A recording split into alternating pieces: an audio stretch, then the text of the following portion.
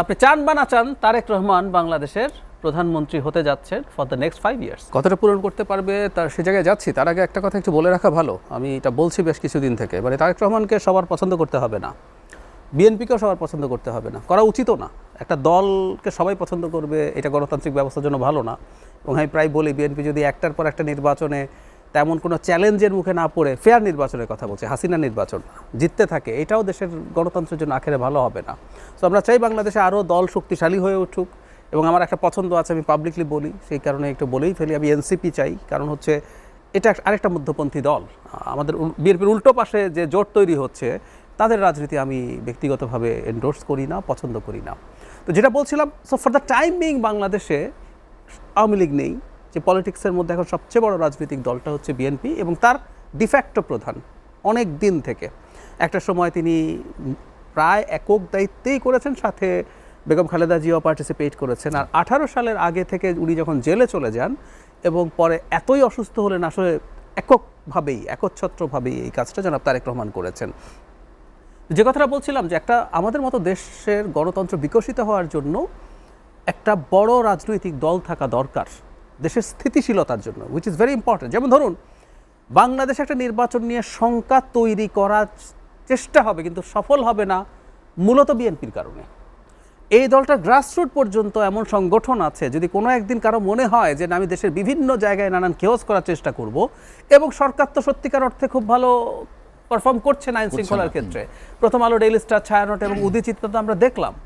বলাই হয়, আমি প্রায় আমাদের খুব শ্রদ্ধেয় সম্পাদক রুহুল কবিরের কথা বলছি, এমনকি তুষারদের নেতা জনাব নাহিদ ইসলাম, দুজনই বলেছেন যে নাহিদ তো সরকারেই ছিলেন, সুতরাং ওনার আরও খোঁজখবর বেশি আছে, যে সরকার একটা অংশের ইনভলভমেন্ট বা সম্মতি ছাড়া এটা হতে পারে না। তো এই প্রেক্ষাপটে যদি আরও সমস্যা হতে নেয়, বিএনপির মতো একটা শক্তি যখন মাঠে থাকবে, এইসব ষড়যন্ত্রকারীদের সমস্যা তৈরি হবে। এবং এই বিএনপিরই নেতা জনাব তারেক রহমান। তাহলে আমি যেটা বলতে চাইছি, বিএনপি এবং তারেক রহমান আদতে বাংলাদেশের জন্যই এই মুহূর্তে গুরুত্বপূর্ণ হয়ে দাঁড়িয়েছে। তার রাজনীতি পছন্দ করতে পারেন না, তার দলকে ভোট দেন না, কিন্তু বিএনপি এবং তারেক রহমান তার জায়গা থেকে ভালো করুক, এটা চাওয়া উচিত। শুধু সেটাই না, সোফার যে অবস্থা আছে, এরকম যে বাংলাদেশের বর্তমান রাজনৈতিক বাস্তবতায় তারেক রহমান বা বিএনপি একটি অনিবার্য এই অ্যাটলিস্ট শর্ট এবং মিড টার্মে এটা খুবই অনিবার্য। আবারও বলছি, কারণ একটা অল্টারনেটিভ পার্টি এখনো তৈরি হয় নাই। ধরুন, ষড়যন্ত্রকারীরা আবার প্ল্যান করছে নির্বাচনটা কীভাবে বানচাল করা যায়। ধরে নিলাম সরকারের একটা অংশ যদি এটা পার্ট হয়, তাহলে ডেটারেন্টকে, এটাকে ঠেকানোর জন্য ওরা কাকে ভয় পেতে পারে? আসলে বিদেশ থেকে কেউ এসে এটা ঠেকাবে না, ঠেকাবে সেই ঠেকাবে। সে যদি একটা জায়গায় ডিসাইড করে যে না, আমরা এগুলোর বিরুদ্ধে দাঁড়াবো, আমরা প্রতিবাদ করব, নিয়মতান্ত্রিক প্রতিবাদ করবো, তার কিন্তু শক্তি প্রদর্শনের স্কোপ আছে বিভিন্ন জায়গায়, সো সেটা করতে পারে। দ্বিতীয়ত হচ্ছে, যে পরিস্থিতি দাঁড়ায়, জামায়াতে ইসলামী সম্পর্কে একটা ইলিউশন আছে তাদের নিজেদের বা কিছু কিছু মানুষের, যে জামায়াতের নাকি অনেক সমর্থন হয়েছে, তারা ভোটে যে তার ফাইট টাইট দিয়ে ফেলবে। আমি দুঃখিত, আমি এর আশপাশেও কিছু হবে বলে মনে করি না। তাহলে একটা ফেয়ার নির্বাচনে বিএনপি ক্ষমতায় যাওয়ার সম্ভাবনা প্রায় শতভাগ। তো আপনি চান বা না চান, তারেক রহমান বাংলাদেশের প্রধানমন্ত্রী হতে যাচ্ছেন ফর দ্য নেক্সট 5 ইয়ার্স। এটা আমার বিচার, কেউ দ্বিমত করতে পারেন। তাহলে আবারও দেখুন, এই ভদ্রলোক যেন সুন্দরভাবে দেশটা চালাতে পারেন, ওনার দলের উপরে যাতে সেই নিয়ন্ত্রণ থাকে, তার সদিচ্ছার বহিঃপ্রকাশ কিন্তু আমরা দেখছি। দলকে নিয়ে আসা, এটাও তো আমার স্বার্থের সাথে জড়িত হয়ে গেল। ওনার সাফল্য চাওয়া মানে কিন্তু আসলে কি, আপনার আমার সাফল্য চাওয়া। যাতে আপনার সাথে একটু যোগ করি, লন্ডনে যে বিদায় সংবর্ধনা, যেখানে তারেক রহমান সাহেব একটি বক্তব্য দিয়েছেন যে বাংলাদেশে ফিরে তিনি বাংলাদেশের মানুষের সাথে সেই ভোটের যে নির্বাচন নিয়ে যে মিছিল, সেখানে উনি সাথে থাকবেন, এরকম একটি অঙ্গীকার করেছেন।